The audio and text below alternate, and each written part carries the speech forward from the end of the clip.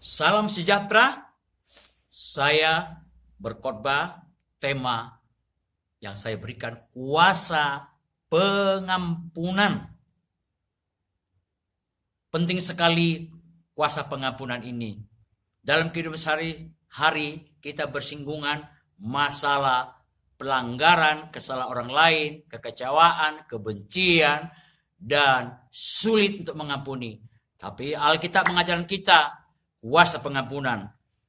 Matius pasal yang ke-6 ayat 12 dalam doa Bapa kami, poin yang kelima berkata ayat 12. Dan ampunilah akan kesalahan kami seperti kami juga mengampuni orang yang bersalah kepada kami. Pertama, kita yang bersalah minta ampun sama Tuhan, dan orang yang bersalah kepada kita, kita ampuni. Kita vertikal, kita minta ampun sama Tuhan. Horizontal, yang bersinggungan dengan kesalahan orang kepada kita, kita harus lakukan ampunan. Karena apa? Mengapa penting kita pengampunan? Melepaskan pengampunan kepada orang yang melukai perasaan kita. Pertama, kita lihat. Markus 11 ayat 25 dan 26 dikatakan, jikalau kamu berdiri untuk berdoa, pertama ampuni dahulu sekiranya ada barang sesuatu dalam hatimu, artinya ganjelan terhadap seseorang, supaya juga Bapamu yang di surga mengampuni kesalahan-kesalahanmu. Tapi jika kamu tidak mengampuni, maka Bapamu yang di surga juga tidak akan mengampuni kesalahan-kesalahanmu.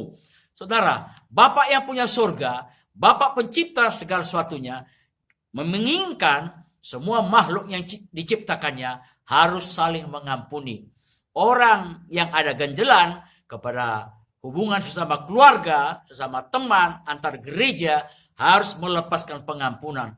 Kalau tidak, kita di luar kerajaan Allah. Alkitab ini berkata, Bapa di surga tidak mau juga mengampuni orang yang tidak mau mengampuni saudara-saudara yang bersalah. Keras bukan? Yang kedua, 1 Yohanes 3 ayat 15. Barang siapa membenci saudaranya dan dia adalah pembunuh, dan orang yang membunuh tidak akan memperoleh kehidupan yang kekal. Mengerikan orang yang menyimpan kebencian 5 tahun, 10 tahun, 20 tahun, 30 tahun, bahkan sampai nafas terakhir tidak mau mengampuni saudaranya. Maka sebagai akibatnya neraka menunggu. Berapa banyak ribuan orang korban karena kebencian, tidak mau mengampuni orang lain yang bersalah berdosa kepadanya. Lepaskanlah kebencian, lepaskanlah dendam, berikanlah pengampunan kepada orang yang bersalah kepadamu supaya Bapa di surga mengampuni engkau, engkau dilepaskan lega, merasa sentosa dan damai, dan sungguh engkau dipulihkan dengan orang-orang yang telah melukai engkau, dan sebaliknya. Saudara, kuasa pengampunan didapat daripada kuasa salib. Yesus adalah anak Allah. Alkitab Yohanes 3:16. Karena demikianlah kasih Allah akan seisi dunia ini, barang siapa yang percaya kepada Dia tidak binasa melainkan beroleh hidup kekal. Yesus menjadi tumbal misi Allah. Dia jadi korban untuk semua dosa manusia.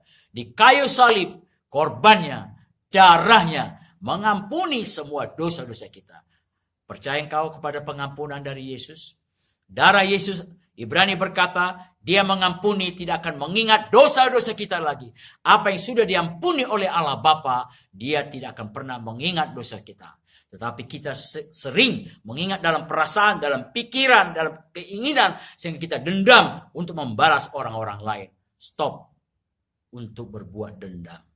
Berikanlah pengampunan kepada siapapun. Orang tuamu, mertuamu, anak-anakmu, handai tolanmu, kakak beradik, seisi kantor, rumah tangga, berikanlah saling mengampuni satu sama lain.